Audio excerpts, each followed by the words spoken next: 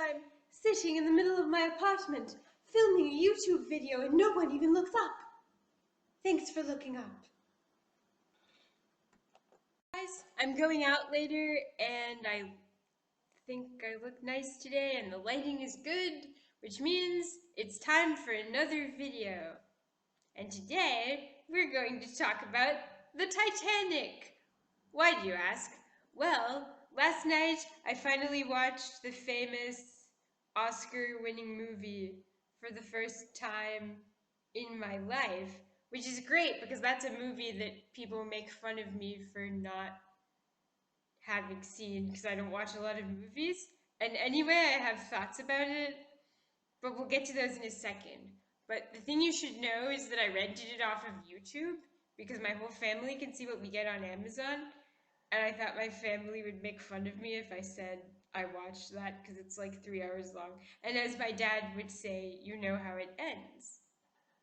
Well, screw that because I thought it was really good. Anyway, but before we get to that,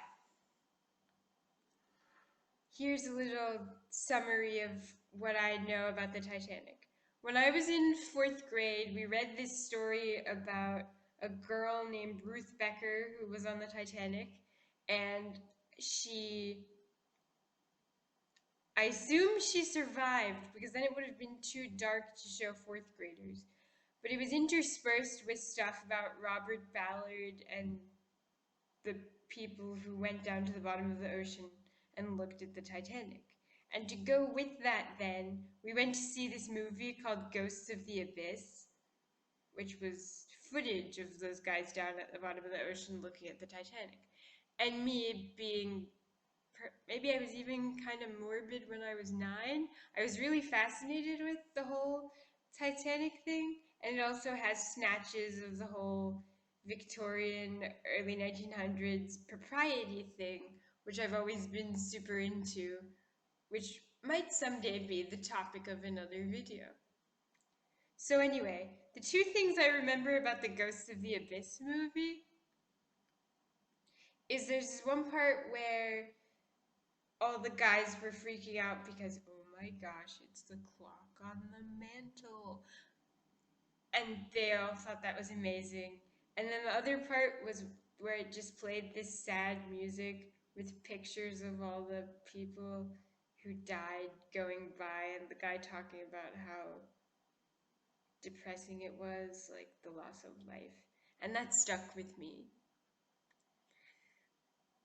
Secondly, one time I went to see this exhibit where it actually had the artifacts from the Titanic. And it was really cool because it was just like normal stuff that people had, like papers and money and things that was in people's pockets. And yet it was the most fascinating thing because it was like, that was a person and that was their stuff. And unfortunately, they died. And I remember being really into that. Which brings me to, once I finally got older and got into musical theater, I discovered that there's a musical called Titanic the Musical.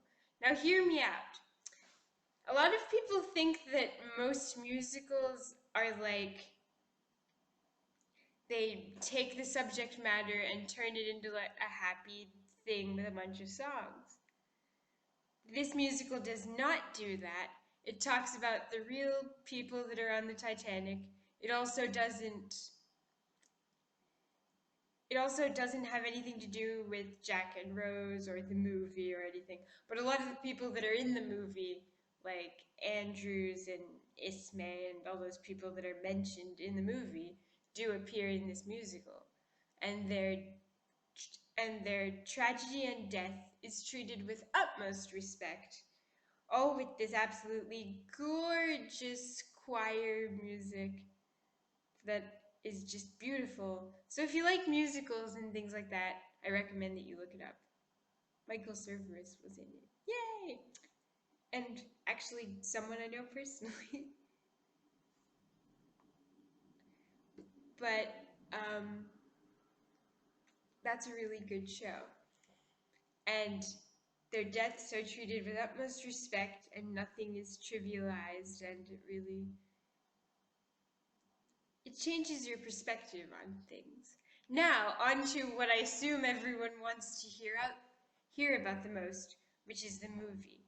Well, I really liked the movie, and I have opinions about it, but not the types of opinions you might expect. Like, I'm not going to talk about whether the two of them would have fit on that raft at the end. I have no idea about that. I underestimate the physical capacity of things all the time. Um, but there are a couple of weird things that stuck with me that I noticed. One is that Kate Winslet in that movie is quite possibly the classiest person I have ever seen in my life. And if you noticed, when I said that, my voice changed slightly. Not that she talks slower, but oh my gosh, the diction.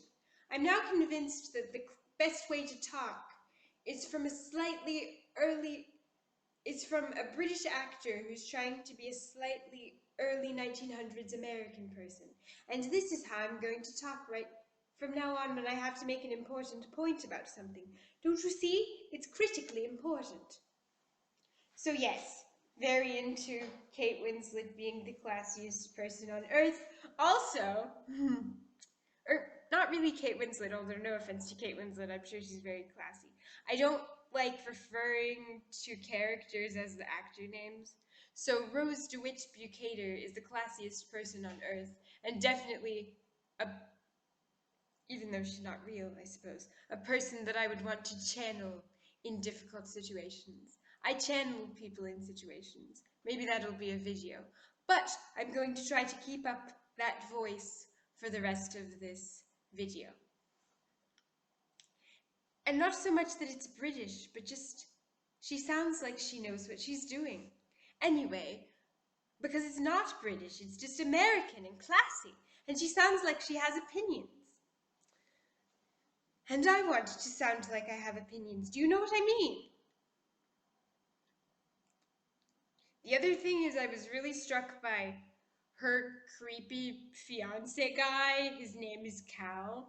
I'm convinced they had like a focus group of straight women, and they were like, what sorts of things would be the most disgusting and offensive to you and maybe cause you to eventually spit in his face if your boyfriend or husband or fiance said that? And then straight women gave out the answers like he would be really sexist and he would dismiss people who weren't like us, and he would seem super smug and misogyny. And so I'm convinced that they took this focus group information and then gave it to the writers of this film and were like, okay, have fun with that, guys. And also, he looks like he's wearing eyeshadow the whole time, which increases his levels of unimaginable bastardry. That's the best thing. She goes, oh, you unimaginable bastard. Anyway, so, which leads me to the scene that I actually have the most opinions about, which is the scene where after Rose has the big party with all the Irish people, and she's eating breakfast with him afterwards, and he gets really angry, and she's like, but I'm your fiance. And he gets really, really angry, like, my fiance, and flips the table in her face, and it's horrifying.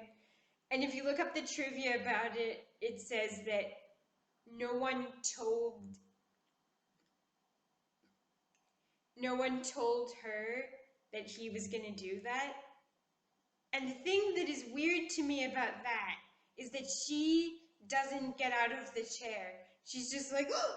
And it's amazing, but not, and she looks super depressed, like, oh! But she doesn't move. Like, even I would have gotten up and ran across the room, I should hope. I guess, is that just what people did in the early 1900s? Why did you not move? Why did you not, like, go under the table?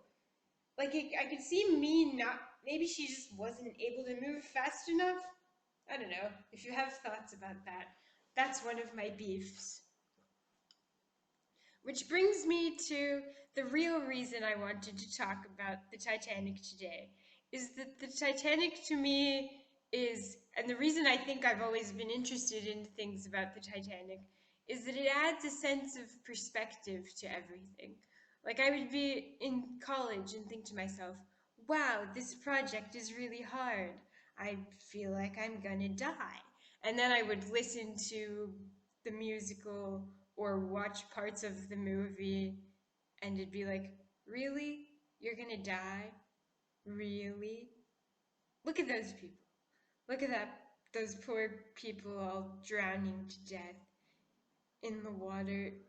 And like, it's really depressing. Seriously, look at those people. Now do you feel like you're gonna die? See, you're not gonna die. It's okay. And like, if I feel like I made a mistake about something, I think about Thomas Andrews and his big song in Titanic the musical about how he screwed it up and now all the people are going to die. It's called Mr. Andrews' Vision. Look it up. I don't know if I'd be allowed to play it on YouTube for copyright purposes, but that's what I would listen to when things were going down. I was like, sure, you made a mistake on something, but is it really that critical of a mistake in the grand scheme of mistakes? You made a mistake, but will it really cause your death and the death of several thousand other people? Probably not. See, you're not going to die. This isn't hard. You're not actually going to die. You have to watch what you say. So I put everything into perspective. And it really does put everything into perspective. Because I thought the ship was unsinkable. But it was. Because because they had a skewed perspective about the power of industry, which at that time was also like the whole attitude was like, we're a bunch of British white men and we're going to take over the world. But they lacked perspective. So, keep perspective on your life. When things get too difficult, remember that you could be a poor third-class passenger on the Titanic who won't get to go to America now. Think that you could be Thomas Andrews. Think that you could be one of those horrible, one of those guys down in the boiler room thing, which sounds like an awful job, but they also died.